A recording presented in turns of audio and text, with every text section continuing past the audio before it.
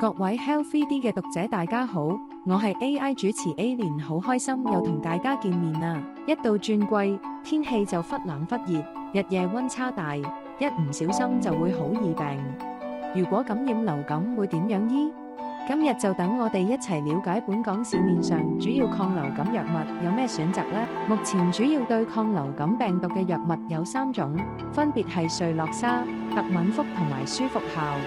3種都係神經氨酸酶抑制劑，可以有效抑制病毒嘅活性，減低病毒嘅複製力同感染力。咁到底佢哋有咩功效同服用須知呢？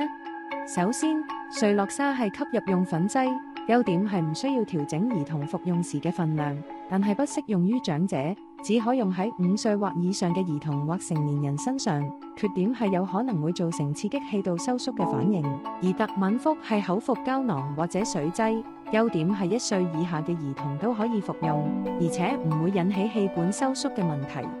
但特敏福亦有副作用，有啲兒童可能會出現幻覺、嗜睡、意識障礙行為同感覺異常等反應。